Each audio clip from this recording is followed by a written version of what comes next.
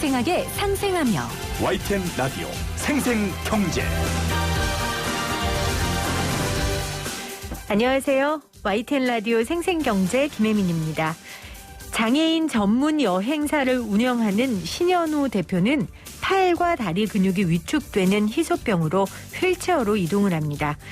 2018년 동력 패러글라이딩 휠체어를 타고 불가능할 것 같은 체험 상품을 내건 여행사인 무빙트립을 창업했는데요.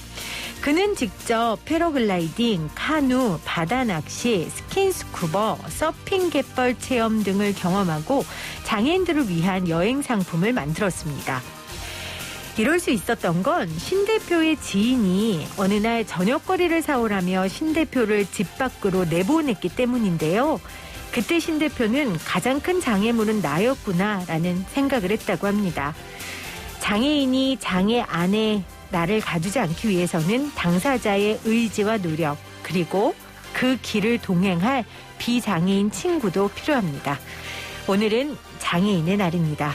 2021년 4월 20일 YTN 라디오 생생경제 지금 시작합니다.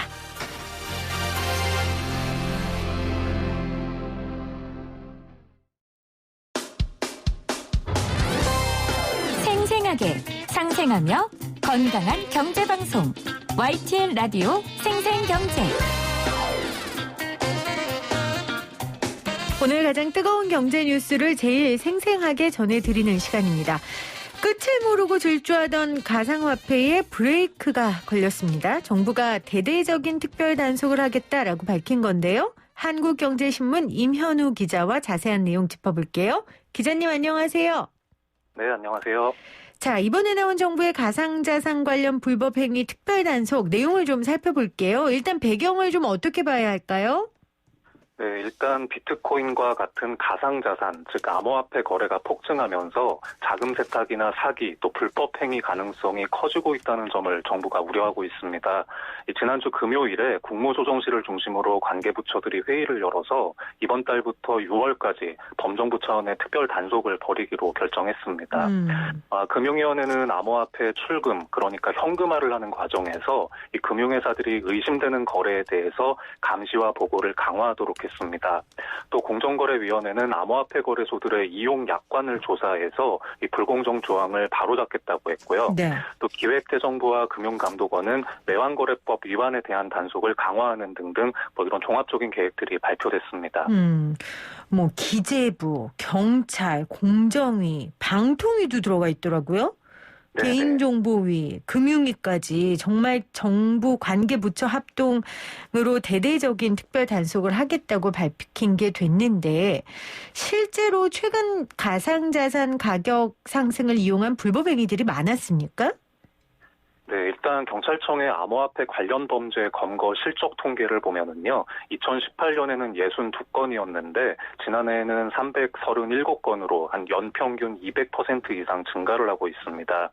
이 3년 전에 코인 광풍이 몰아쳤을 때 돈스코이오 코인 이런 사기 사건 아직도 기억하는 분들 많으실 텐데요. 네. 요즘에 좀 다시 고개를 드는 것 같습니다. 이 최근에 서울 도심의 오피스 밀집 지역 같은 곳들을 보면은요, 이 중장년층을 대상으로 한 코인 투자 설명회 이런 것들이 꽤 많습니다. 이 법망을 피해서 이런 코인과 관련된 유사수신 또 불법 다단계 사기 이런 것들이 좀 많아졌다는 지적인데요. 이 금융감독원에도 이런 이자를 얹어주는 코인이라고 홍보하면서 돌려막기를 하는 어떤 민원들이 많이 접수되고 있고 좀 당국이 나몰라라만 하기는 어려운 상태가 된 것 같습니다. 뜨거운 곳에는 원래 좀 불나방들이 많은 법이니까요. 네. 최근에 이런 불법 행위들이 많았군요. 물론 불법 행위를 단속하고 점검하는 건 정부의 당연한 역할이죠. 하지만 이 정부가 가상자산을 바라보는 시각이 가상자산 시장엔 굉장히 중요하기 때문에 아마 지금 정부의 불법 행위 단속뿐만 아니라 정부 요인들의 발언에 굉장히 시장이 주목하고 있는 것 같아요. 구윤철 국무조정실장이 한 이야기도 시사하는 바가 큰데 무슨 얘기를 했죠? 국무조정실장이?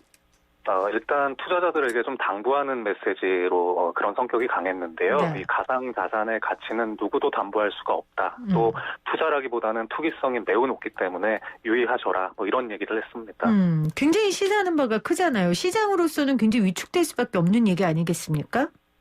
네, 그런데 사실 이 정부는 공식적으로 이 암호화폐를 화폐로 인정을 할 수 없고 그렇다고 금융 투자 상품으로도 인정할 수 없다. 이런 입장을 계속 고수해 왔습니다. 그렇죠. 이 금융위원회는 코인 담당하는 부서 자체도 없고요. 또 암호화폐 거래소들의 그런 영업행위에 대해서도 이 정부는 사실상 개입을 전혀 하지 않았습니다. 이 최근에 이주열 한국은행 총재 발언에서도 이런 입장을 확인할 수가 있는데요. 네. 이 총재는 그 요즘에 비트코인 가격이 왜 이렇게 오르는지 이해가 안 된다는 얘기를 좀 한 적이 있습니다. 그 암호화폐가 이 적정 가격 자체를 산정하기가 어려운 데다가 변동성도 너무 크고 또 투자자들이 대출을 받아서 많이 투자하면 전체 금융 안정에 좀 위험이 될 수 있다 이런 얘기를 했었는데요. 이 사실 우리나라 말고 미국도 그렇고 세계 그 여러 나라 정부들이 비슷한 입장 또 비슷한 고민을 하고 있고 또 이런 당국자들의 경고성 발언도 많이 나오고 있습니다. 그러게요. 저도 오늘 뉴스 찾아보니까 우리나라뿐만 아니라 뭐 미국도 그렇고 터키도 그렇고요. 뭐 여러 가지 이야기들이 나오고 있더라고요. 그래서 그런지 비트코인이 한참 오르다가 지금 조정을 받는 모습인데 오늘 비트코인을 비롯한 가상 자산 가격 어떻습니까? 오늘 아주 많이 떨어졌습니다. 네. 제가 지금 시세판을 보고 있는데요. 비트코인이 한 6,800만 원 정도입니다. 많이 떨어졌네요. 예. 지난 토요일에만 해도 7,800만 원에서 8,000만 원 왔다 갔다 아이고. 했었는데 계속 약세를 보이다가 오늘 오전에 우리가 출근해서 일하기 시작할 시간쯤에 폭삭 하락을 했습니다. 그래서 7천만 원대가 깨져서 한 사흘 만에 15% 급락을 했고요. 이 다른 코인들도 전반적으로 가격이 비슷하게 떨어진 상태입니다. 사실은 최근에 엄청나게 성장을 한 배경에서는 뭐 미 최대 가상화폐 거래소인 코인베이스가 나스닥에 상장하기도 했고 여러 국가들 중에 좀 우호적인 이야기를 하는 국가도 있었기 때문이었는데 지금 여러 가지 국가들의 이런 보수적인 입장이 신호탄으로 좀 받아들여진 것 같아요. 하락세의 구체적인 원인 무엇으로 분석하십니까? 사실 코인이 참 어려운 게 이 가격이 왜 하락했냐 이걸 분석하는 것도 이렇게 정답이 없는데요. 그렇군요. 저는 한 두 가지 정도 유추해 볼 수 있을 것 같습니다. 아까 말씀하신 대로 코인베이스 뭐 이런 호재 때문에 많이 이제 가격이 올랐는데 너무 단기간에 올랐기 때문에 대량 보유자들이 좀 차익 실현 많이 한 것 아니냐 이런 분석도 있고요. 네. 또 하나는 또 말씀대로 정부 규제 리스크로 볼 수 있을 것 같습니다. 지금 터키가 암호화폐를 결제 수단으로 사용하는 것을 금지를 했고요. 또 미국 재무부가 암호화폐와 관련한 조사에 들어갈 거라는 루머가 이제 SNS에 전파된 점 이런 것들을 생각해 볼 수 있을 것 같습니다. 네. 그게 루머군요. 예. 조사에 들어가겠다. 근데 지금 사실은 아닌 거고요. 만약 이게 진짜 사실로 진행된다면 더 하락할 수 있겠네요. 네, 일단 지난 주말이었는데요. 네. 이 미국 재무부가 금융회사들을 상대로 암호화폐와 관련한 돈 세탁을 조사할 계획이다. 뭐 이런 게 익명의 소식통을 인용해서 트위터를 통해서 소문이 좀 많이 퍼졌습니다. 네. 그런데 이 재무부는 외신들의 확인 요청에 답하지 않아서 진위 여부를 판단하기는 어려운데요. 이 말씀대로 사실로 확인이 된다면 굉장한 악재가 될 수 있다고 생각합니다. 지금 우리나라는 그걸 하겠다는 거 아니에요? 이번에? 근데 사실 우리나라가 이제 특별단속 계획을 발표한 것도 좀 애매한 부분이 있는데요. 여기에 나열됐던 그 불법 행위들은 사실 특별단속을 아니어도 원래 처벌해야 되는 거거든요. 그런데 이제 더 이상 그 이상의 대책이 아니라 그냥 엄포만 났다. 이게 이런 반응이 많습니다. 지금도 단속하고 지금도 잡아내는 행위들을 특별 단속하겠다고 묶어서 지금 발표를 한 거라는 말씀이신 거죠? 묶어서 발표하니까 좀 있어 보이지만 사실 뭐 이상한 거래는 원래 단속하는 거죠. 예. 그렇죠. 그건 해야 되죠. 정부의 역할이니까요. 자, 가상자산의 위험성은 다른 게 아니라 우리가 지금 앞서 살펴본 것처럼 뭐 루머 하나로 아니면 그 나라의 중요한 사람의 입에서 나온 말 한마디로 지금 가격 변동성이 너무 커지잖아요. 이런 건 어떻게 봐야 될까요, 우리가? 네, 아무래도 이제 코인의 어떤 실제 가치에 대해서 이 합의가 명확하게 이루어지지 않았고 지금은 순전히 수요와 공급에 의해서 가격이 움직이고 있지 않습니까? 이제 그렇다 보니까 유명 인사들의 말 한마디, 또 트위터의 소문 이런 것들이 좀 영향을 줄 때가 많습니다. 실제로 이제 그런 것들이 가능하다는 사실만으로도 이 시장이 아직은 좀 미성숙했다. 또 가격 변동성이 정말 극심한 시장이라는 사실을 보여준다고 해석을 할 수 있을 것 같고요. 역으로 말하면 누가 이런 루머를 퍼뜨려서 장난치기도 좋은 시장이라는 얘기일 수도 있거든요. 그렇죠. 그래서 제가 이런 교수님들 말씀을 좀 들어보니까 이 코장이 우리 코스닥의 그 소형주들 있지 않습니까? 네네. 이런 것들보다 적어도 5배 이상의 변동성을 안고 가는 시장이라고 말합니다. 그래서 투자자분들이 정말 뭐 빚을 막 내서 단타하고 이런 건 정말 조심하셨으면 좋겠습니다.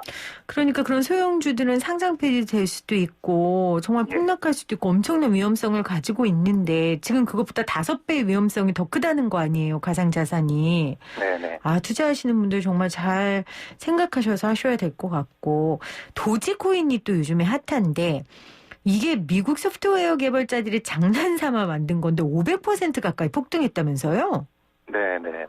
근데 이게 바로 거품 중에 거품이라는 걸 증명하는 거 아닐까라는 생각도 드는데요. 네, 저는 개인적으로 거품 맞다고 봅니다. 네. 이게 국내 투자자들이 24시간 동안 사고 판 도지코인 그 거래 대금이요. 지난 주말에 17조 원을 찍었고 오늘도 지금 보니까 10조 원을 기록하고 있습니다. 네. 이게 정말 암호화폐 거래소 다니는 직원들도 놀라는 수준의 규모인데요.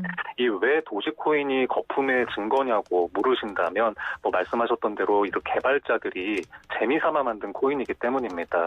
이거는 원래 코인 시장의 그 열풍 이제 2013년에 이게 개발됐는데 그때도 외국에서는 코인 열풍이 잠깐 뜨거웠었거든요. 그런 거를 풍자하기 위해서 만들어졌던 일종의 패러디 코인이었습니다. 이 보통 그 무명의 그 알트코인이라고 해도 이 코인을 갖고 저희는 이런 사업을 하겠습니다. 이런 계획을 내놓고 투자자들을 모으는데요. 지금 도지코인은 그런 것도 없습니다. 네. 전혀 뭐 묻지마 투자에 가까운데 저는 좀 아슬아슬해 보입니다. 지금 청취자분 중에 7919님이 가상은 가상일 뿐 안개 같은 것이다 라고 말씀을 해주셨거든요. 근데 거품이 모든 걸 삼킬 수도 있잖아요. 인어공주가 거품처럼 사라진 것처럼 여러분이 거품 되게 주의하셔야 됩니다. 근데 지금 도지코인 얘기해 주셨지만 이 도지코인도 일론 머스크하고 관계가 있더라고요. 도대체 이분 왜 그러는 거예요? 일론 머스크 이분 도대체 무슨 억한 심정이 있어서 이러시는 건지 좀 물어봐 주세요, 기자님. 네, 요새 트위터 제발 하지 말았으면 하고 조마조마해하는 투자자분들이 좀 많으시더라고요. 네. 이게 도지코인이 개발된 게 2013년인데 한동안 잠깐 주목받다가 곧 잊혀지는 코인이었습니다. 네. 그런데 이 정말 지금 현존하는 가장 유명한 CEO인 머스크가 이 도지코인을 칭송하는 글을 트위터에 계속 올리면서 이제 올해 들어 갑자기 주목을 받게 된 겁니다. 네. 지금 머스크의 도지코인 사랑이 아주 유명한데요. 이 트위터에 자신이 그 도지코인 마스코트를 뭐 끌어안고 있는 뭐 그림도 올리고 너무 대놓고 사랑하는데요? 네, 뭐 저희가 아들을 위해서 나는 도지코인을 샀다. 또 도지코인은 모두를 위한 코인이다. 뭐 이런 트위터를 계속 잊을만 하면 한 번씩 날리고 있습니다. 그렇군요. 이럴 때마다 가격이 아주 치솟고 있어서요. 이게 참 논란이 있습니다. 네.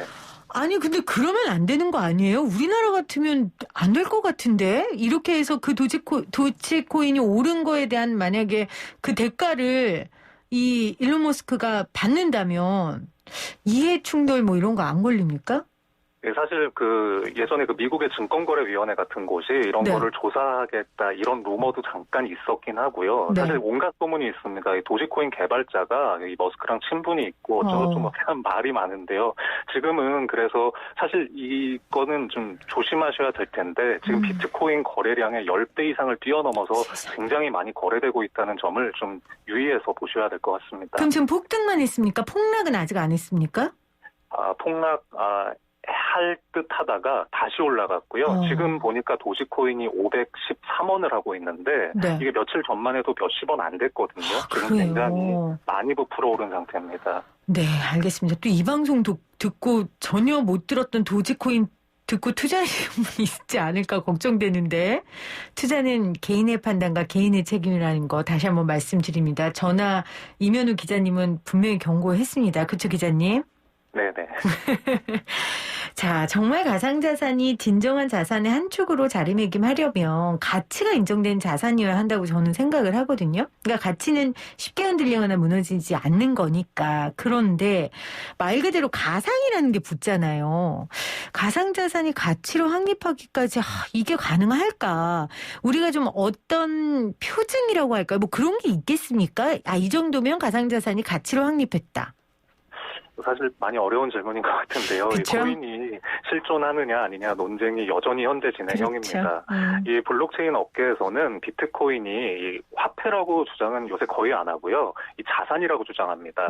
이 요새 같이 그 실질적인 그 인플레이션을 감안했을 때 현금을 쥐고 있는 게 손해인 시대에 이런 가치 저장 기능을 갖고 있는 디지털 금이 이제 비트코인이다 이렇게 주장을 하고 있고요. 네. 정부에서는 내재 가치가 전혀 없는 투기적인 자산이라고 판단하고 있어서 이제 평행선을 달리고 있다 이렇게 보시면 되는데 이 전문가들은 이 암호화폐 중에서도 비트코인과 비트코인이 아닌 코인은 좀 구분해서 봐야 된다고 하는 분도 있습니다.